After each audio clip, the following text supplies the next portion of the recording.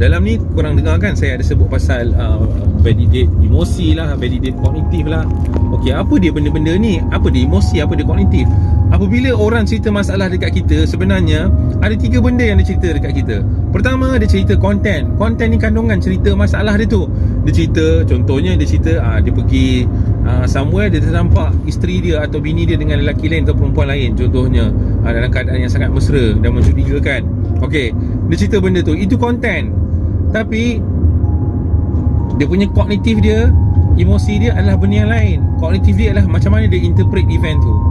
Interpret event tu maksudnya macam mana cara dia memberi makna kepada event tu, macam mana dia buat kesimpulan terhadap event tu. Contohnya apabila dia nampak isteri atau suami dia dalam keadaan yang mencurigakan sebegitu, kognitif dia menyatakan bahawa saya merasakan, saya mencurigai, saya rasa isteri saya curang belakang saya. Itu kesimpulan dia. Itu kesimpulan dia. Yang ketiga, dia cerita pasal emosi dia. Emosi adalah elemen yang paling penting dalam penceritaan masalah ni. Saya boleh katakan lah, the largest part dalam satu penceritaan masalah ialah emosi. Dalam cerita tadi, dia nak cerita emosi dia apa? Emosi dia cemburu, sakit hati. Tapi selalunya apabila kita dengar cerita orang, cerita masalah sesiapa je lah, kita cuma dengar yang pertama tu saja.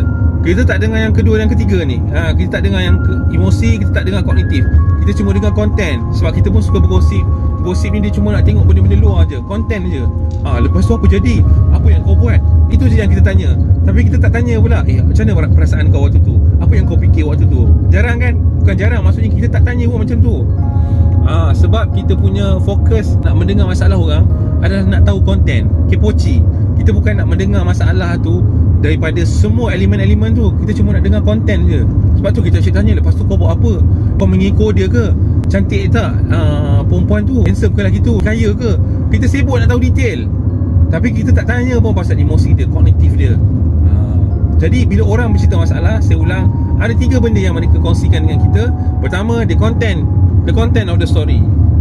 Benda ni yang biasalah kita boleh dengar dengan telinga kita ni. Okey, kedua dan ketiga ni yang kita kena dengar dengan telinga ketiga kita, iaitu elemen kognitif, elemen emosi. Yang membuatkan seseorang itu rasa diri dia didengari ialah apabila anda memberi fokus kepada 2 elemen terakhir ni, iaitu elemen kognitif, elemen emosi. Recognize apa yang dia fikir waktu kejadian tu. Recognize apa yang dia rasa pada waktu tu. Acknowledge benda-benda tu. Acknowledge cara dia buat kesimpulan pada waktu tu.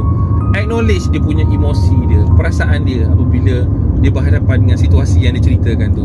Bukan kita hentam dia, kita katakan dia, masalah engkau ni, ada orang lagi besar lah masalah daripada engkau ni, ada negara berperang, habis semua negara-negara bola tu kita sumbat dekat kepala dia. Kita rasa macam kita dah buat sesuatu yang baik untuk dia, tapi tak, kita tak buat sesuatu yang baik untuk dia.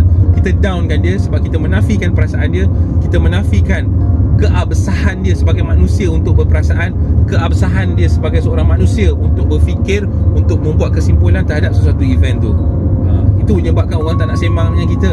Tapi kalau anda praktis jadi pendengar yang mendengar dengan telinga ketiga, insya-Allah orang akan suka bersembang dengan anda, orang akan nak cerita masalah dengan anda, dan insya-Allah dia dapat bina trust. Yang dalam kaunseling ni, pembinaan trust adalah paling penting. Bila ada trust, barulah dia akan cerita semua masalah-masalah dia secara detail kepada kita. Saya harap perkongsian saya ni tak sedikit sebanyak membantulah. Okay, Assalamualaikum warahmatullahi wabarakatuh.